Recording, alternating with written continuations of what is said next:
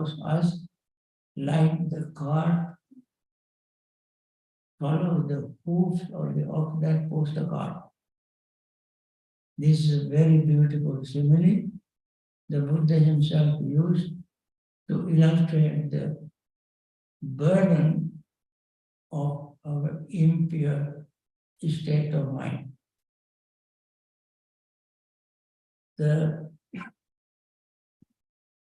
When the mind is impure, with that impure state of mind, when we speak, the words are not going to be pure, clean. Those words can be, sometimes Buddha said, mukha sattena vitudeti. These words that we utter with impure state of mind can become like a daggers. They can go into the bones, marrow. And we all experience this in our life.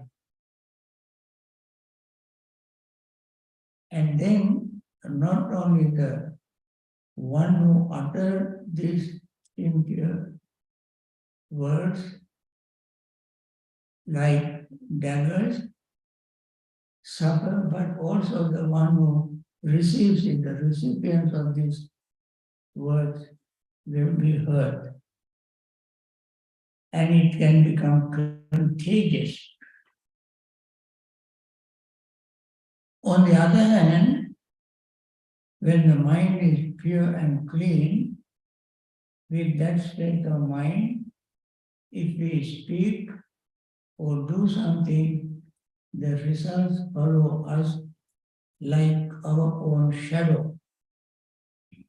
How heavy the shadow is, we even don't feel it. So, if we want to be happy, don't look for money or status, wealth, neighbors. Look at our mind. When you look at our mind, honestly and sincerely, we can see where the source of our problem is within our own mind. Once we clean this mind, of course we cannot clean it very quickly. At once, it takes some time and constant and regular training of cleaning the mind. There are various methods of cleaning the mind. There is a very thick dissertation written by Dr. Buddha Bosa called Visuddhimagga. That dissertation is good enough to give 2 doctorates to him. That is called Visuddhimagga. That book has explained one discourse called Rasavinita Sutta in Madhyama Nikaya. And there we find 7 stages of purification. 7 stages. Therefore, it is not a very simple thing, but any difficult thing can become simple through constant practice. If we do not practice, difficult things remain to be difficult, and not only that, the mind can become atrophied. That area can simply become rusty, can never be used. And therefore we have to train the mind to clean itself. Auto-cleaning system. auto-cleaning system. And that is called meditation.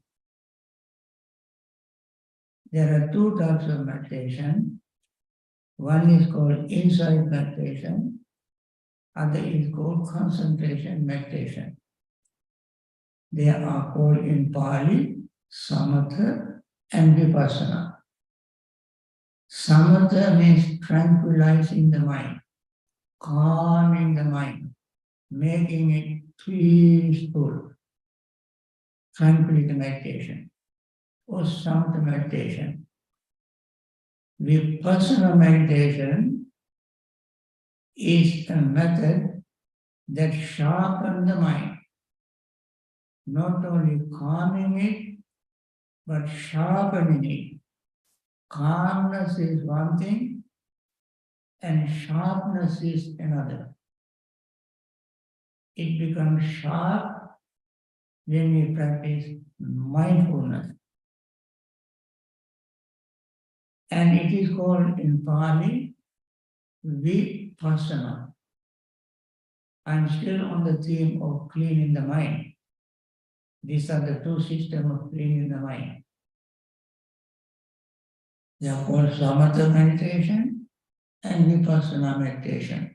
Sometimes people call Jnana meditation and insight meditation. Vipassana means seeing in a very special way. What is the special way? When we have eyes, how can we train these eyes to see something special?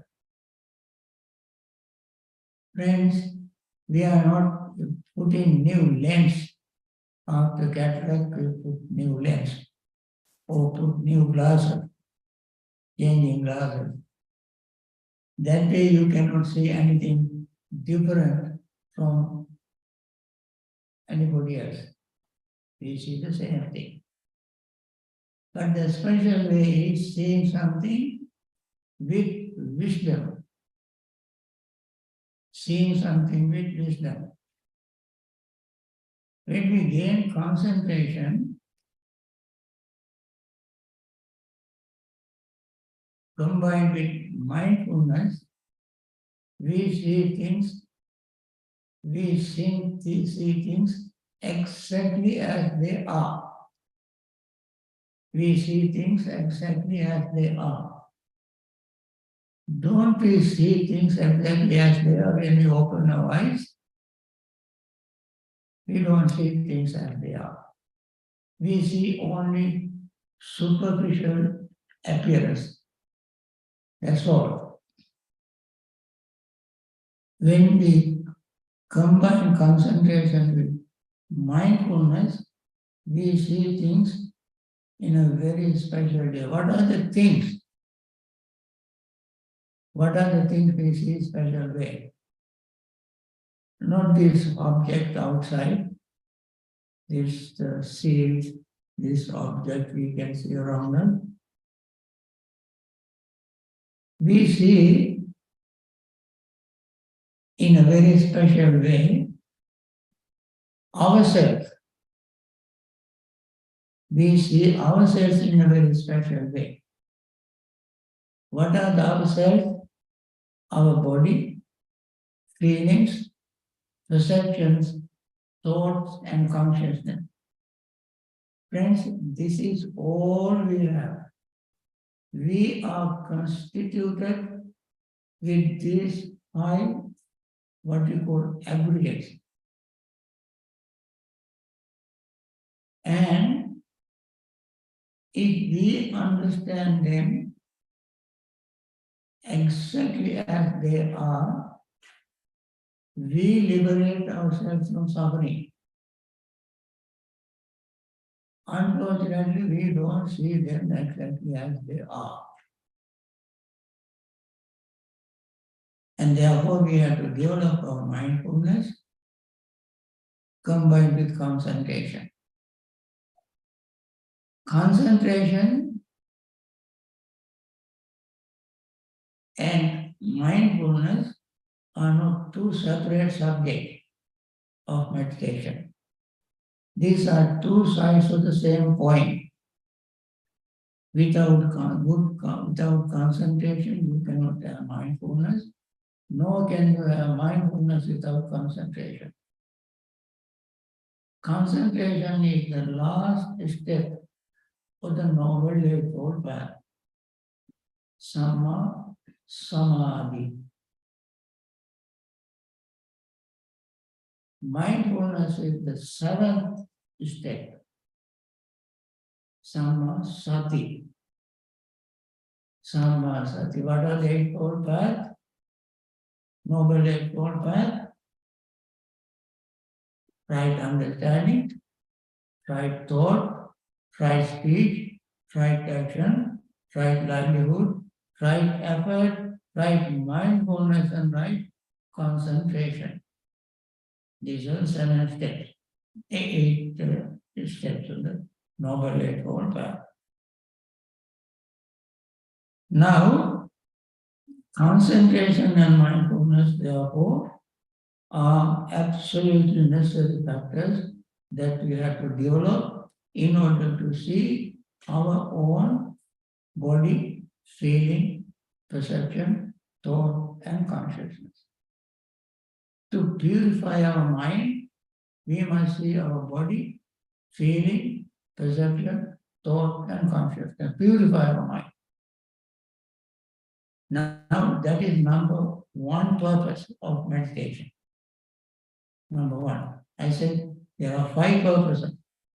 This is the first purpose. Purifying the mind.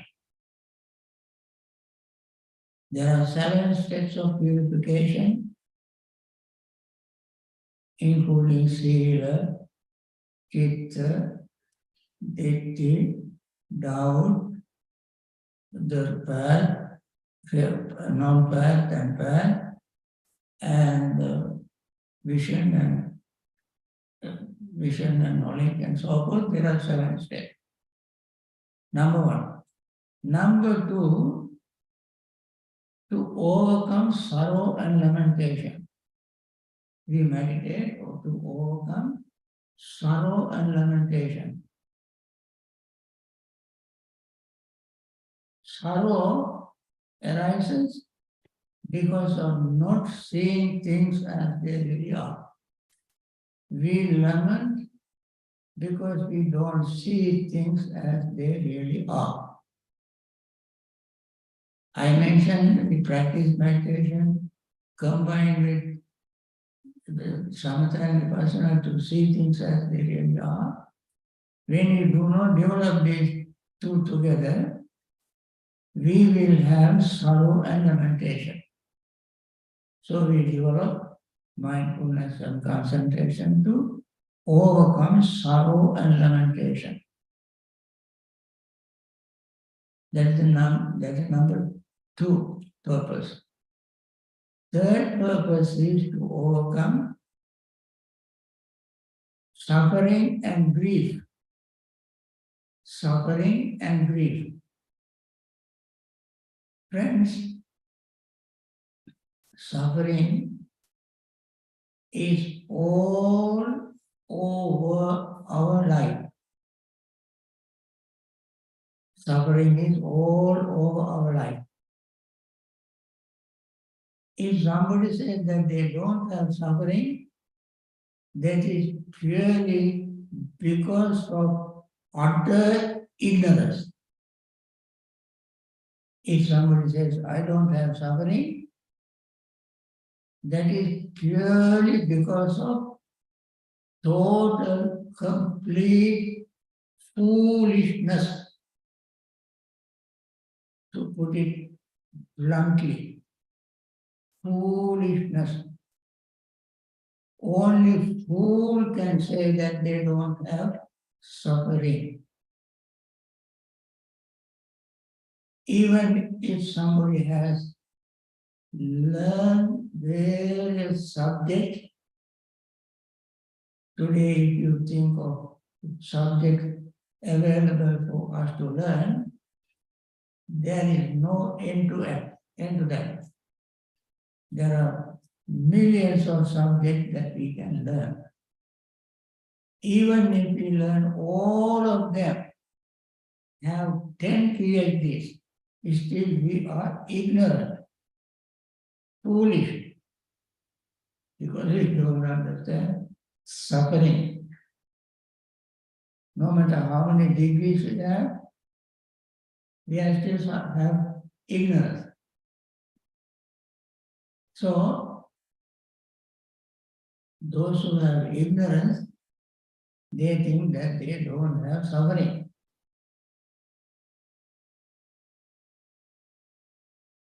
And when they have suffering and grief,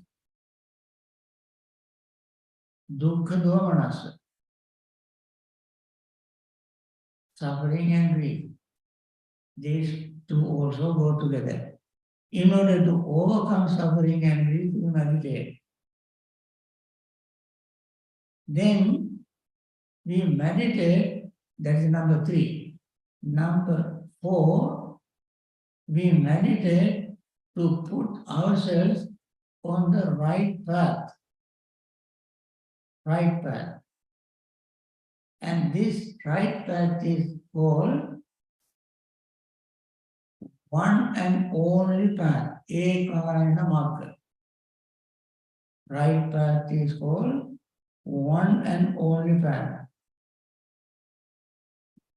When you hear the one and only path, you might wonder what that is. There are various paths to go to various places. There is a path to go to hell. You can go there. There is a path to go become an animal. You can go there.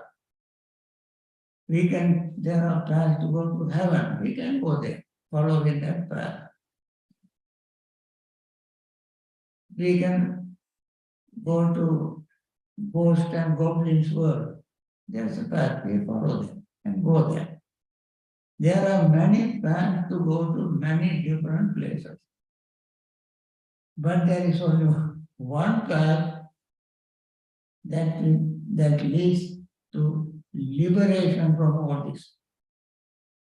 That is called ekayana marga, one path. Only path. Only path is the path to liberation, is the path, samatha vipassana path. So, samatha vipassana path is the only path that leads us to liberation from suffering. Nyaya sadhigama, realizing it. That path is to be realized,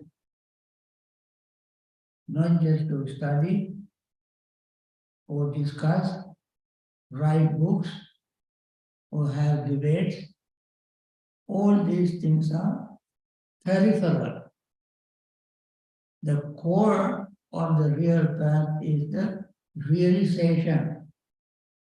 We have to realize the path. What is that path?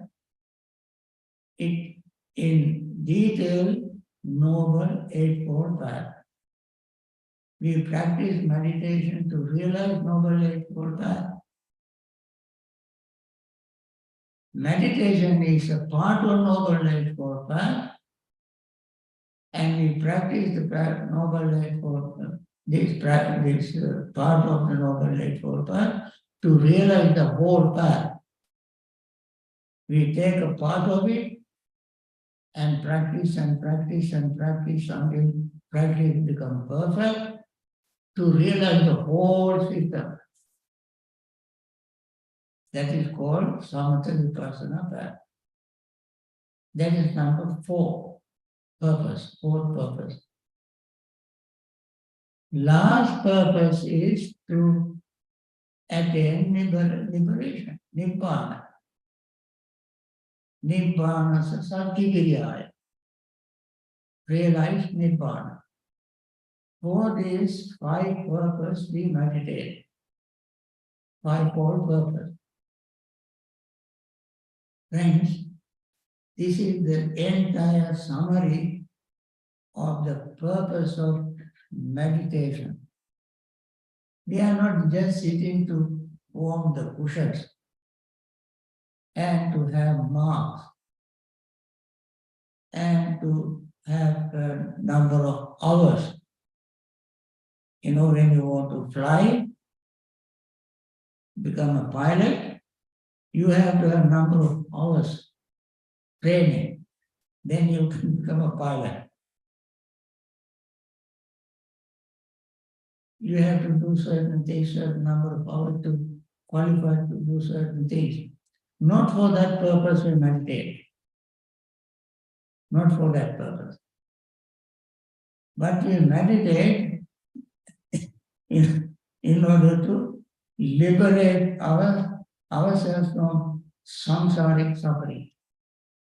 For that we meditate.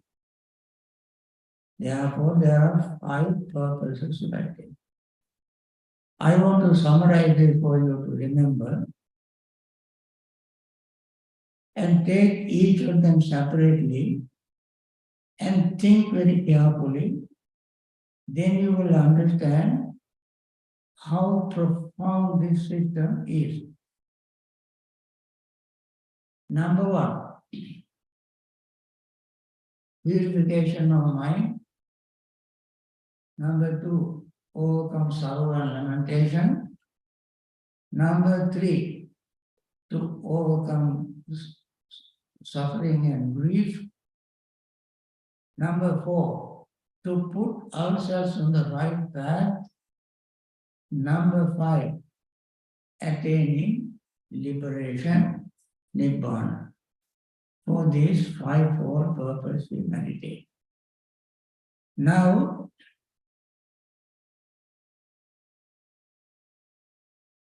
when we say meditate, what do we do in meditation?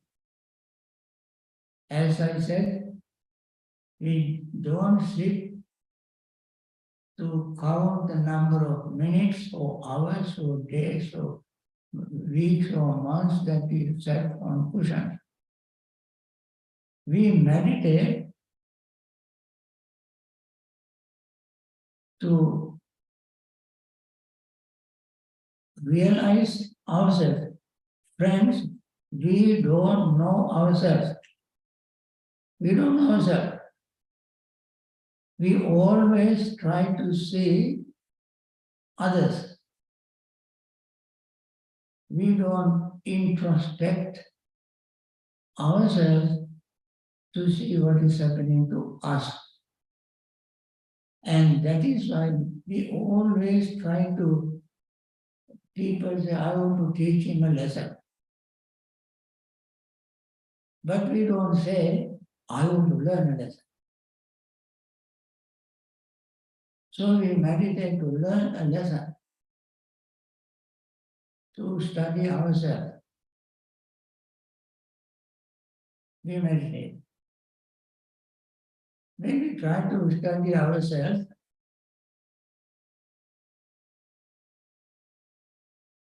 we develop mindfulness. What is mindfulness? Mindfulness is paying attention to whatever is happening at any given moment, paying attention to it without greed, hatred, and illusion. Paying attention to something that happened to us without greed, hatred, and illusion. For that moment, that very moment, we free our minds from greed, hatred, and illusion.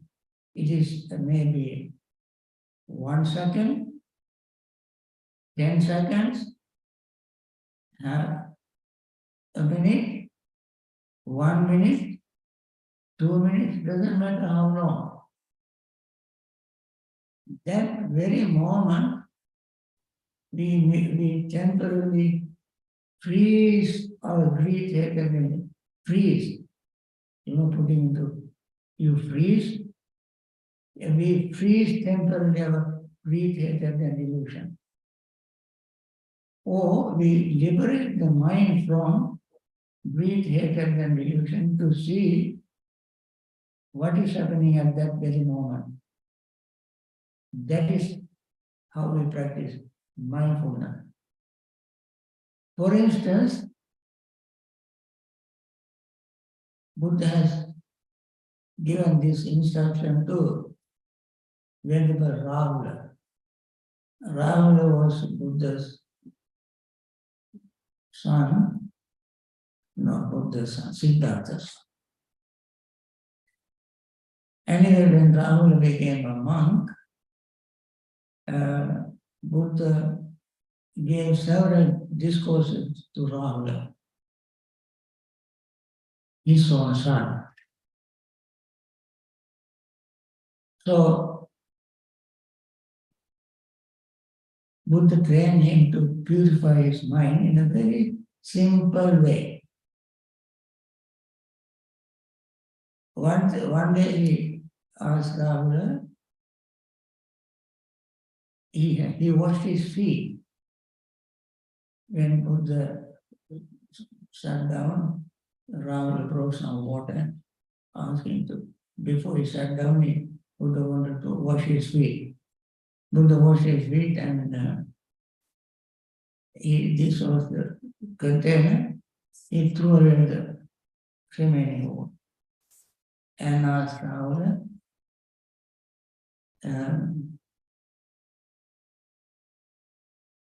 did you see me throwing away water? He said, yes. Rahula, if somebody lies, that person throws away all his good qualities, like this water throwing away. After that, he took the ball and showed to him. Can you see this inside? Rahul, can you see inside? He said, yes. What can you see inside? No water. He said, Rahul, if somebody lies, his mind is empty of all good qualities like this. Then he turned it down. Nalish. Then asked Rahul, can you see it? Yes. What happened? He turned it down. Then Buddha said, Rahul, when somebody lies, he turned his back to all good qualities. Right? Then he turned his up and said, Rahul, can you see what is it? There is not a drop of water, it is dry now. And Buddha said, Rahul, when somebody lies, his mind is like this, empty of all good qualities. That is why Buddha said, Ekandama matitasa musavadisa jantino vitunna paralokarane nati papam akupato. If one violates one of the noble principles, that person can violate any principle. When somebody lies, he can do any wrong thing. So, and then Buddha said, Rahula, therefore, this is how he trained him to be mindful. Therefore, Rahula, before you say something, you ask yourself, are these words I'm going to say? No, before you do something. Deed, word, and thought, three things.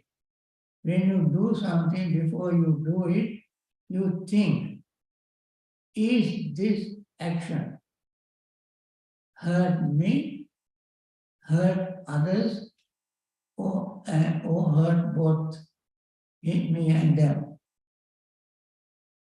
If it is so, don't do it. Before you do something, if that action is going to benefit you, benefit others, benefit both, do it. While you are planning to do something in future, any action, if you see that deed is going to hurt you, hurt others, hurt both, don't plan to do that. While you are doing something, if it is hurting you, hurting others, don't do that. Similarly, when you are going to say something, or no, when you say something, if it is going to hurt you, going to hurt others, don't say it. When you think something, if it is hurting you, hurting others, don't think of that thought. After having done something, you think, has my action hurt somebody? I should have not done that. Has my action benefited me and others? And both? I should do it. While I'm saying something to somebody, while I'm talking, if it is hurting somebody, hurting me, hurting both, I must stop it right then and there. So, this is how Buddha trained Rahul to be mindful. In other words, mindfulness is looking at the mind, looking at our own mind.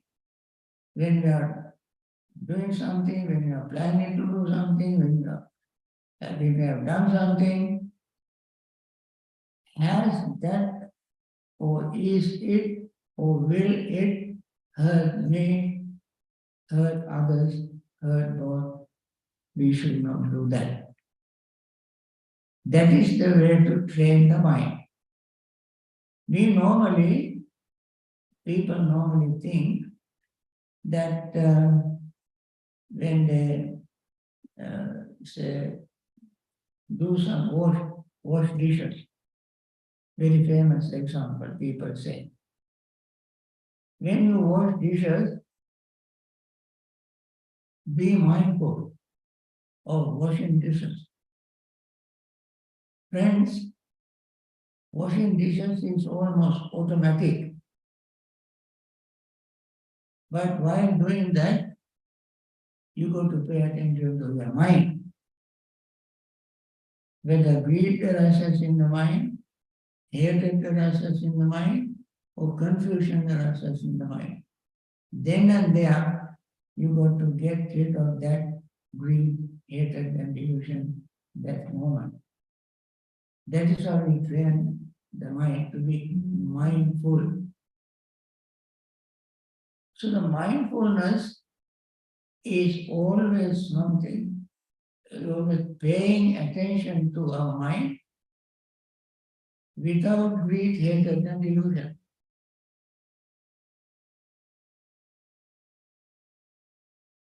Then, this is called sampajan. The mindfulness and clear comprehension both go together. We understand very clearly the purpose, the field, suitability, and non-delusion. There are four types of clear comprehension. Four types of clear comprehension. We have to clearly comprehend, as I mentioned, the purpose of doing what we are doing. And then we have to clearly understand that the means that we employ to do something, to accomplish something, the suitability. For instance, when we use the breath, for instance, as an object of meditation, we must ask, is the breath a suitable subject for me to develop mindfulness? And the answer is yes. Why is that? Because in mindfulness practice, remember, we always see impermanence, unsatisfactoriness, and selflessness. In mindfulness practice, we see impermanence, anicca, dukkha, anatta. Impermanence, unsatisfactoriness, and selflessness. Can we see these three characteristics in our breathing? Is it therefore suitable for attaining this goal? Yes. When we pay attention to our breath is impermanent. Breath is impermanent. That is why we have to breathe 30,000 times a day. We have to breathe 30,000 times a day. If you count, we breathe 30,000 times a day. Breathe out 30,000 times a day. Because we have to bring oxygen into us. In order to live, we have to bring oxygen and charge our depleted hemoglobin. Hemoglobin is red blood cells. Red blood cells. And red blood cells are in our lungs, collected all from all over our body and come to heart. Heart sends to the lungs. As we breathe in, we charge these red blood cells with oxygen, recharge, and send back to the heart. Heart pumps, and then charge all these 56 trillion cells in our body with oxygen. Because every cell needs oxygen to survive. And that is happening every minute. Always circulating oxygen throughout our body. And it helps to pump 2,000 gallons of blood throughout our body. 2,000 gallons of blood throughout the body. Each cell needs oxygen. That means I will talk about impermanence. Why so many times we pump oxygen into lungs to charge these blood cells? Because these blood cells lose oxygen every second. They lose. Impermanent.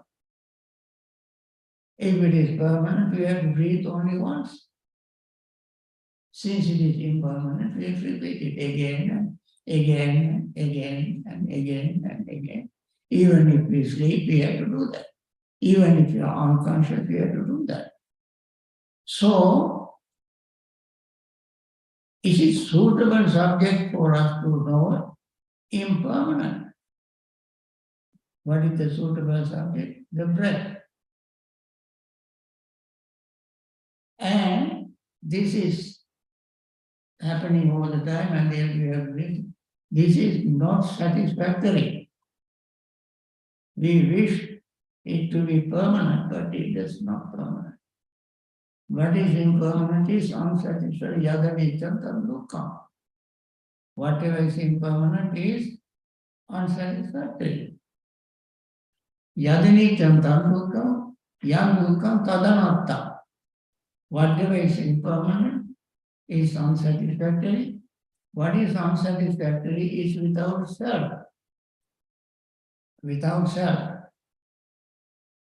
Self is something that we use for our communication purpose. We use the word self. Myself, yourself, herself, himself, and so forth. The word we self we use only for the communication purpose.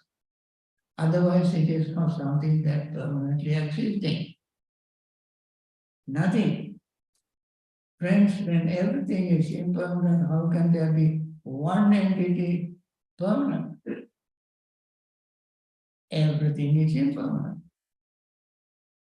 Therefore, the breath is a very good subject to use in meditation to understand, to realize all the three characteristics.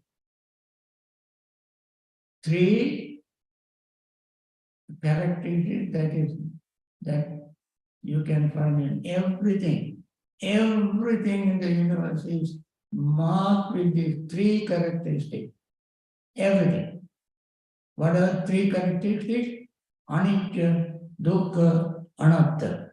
Impermanent, unsatisfactory, and selflessness.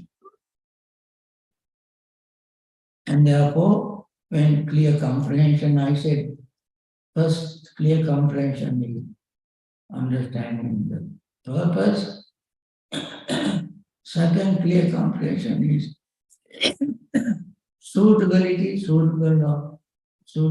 of our subject. Third clear comprehension is non-delusion, the domain. Domain, what is our domain?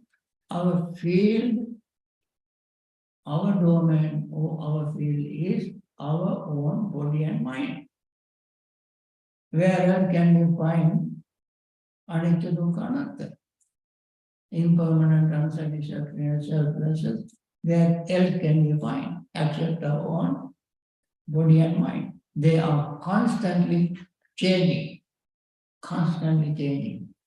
Changing is taking place so deeply and subtly that we cannot see with our eyes, except after many years we can see gray hair or no hair, or wrinkled skins, weak eyes, poor hearing, poor taste, poor smell, wobbling walking, and so forth. When all these things happen, then only we realize impermanence, which actually is taking place from the moment of our conception in the mother's womb. They have been changing. One cell become multicell. Unicellular being become multicellular being. And after 9 months come out with trillions of cells. And keep changing. They keep proliferating inside, proliferating outside, and we keep building it from food, soft food, hard food, drinks, and so forth. We replace them. They are wearing out. Again we replace. Again we are wearing. How many times we eat? Morning we eat, noon we eat, at night we eat, in between we eat, in order to replace all this. This mechanism is going on automatically all the time. So, seeing this exactly as they are is vipassana meditation. And the last clear comprehension is non-confusion. Non-confusion. Asammoha sampradaya. Asammoha. Asammoha means you don't want to get confused. We have to have a very clear comprehension of all this happening to us. I think, friends, you heard the bell, the gong. So I want to end this talk, and I'm supposed to end it 10 minutes ago. Anyway, subject is so deep, and tomorrow I'll give another talk, and I think we have interviews also in the afternoon. So if you have questions, you can ask afternoon using interview time. Okay, I hope you learn something new and try to remember some of these instructions. Have a very good day. Thank you. So,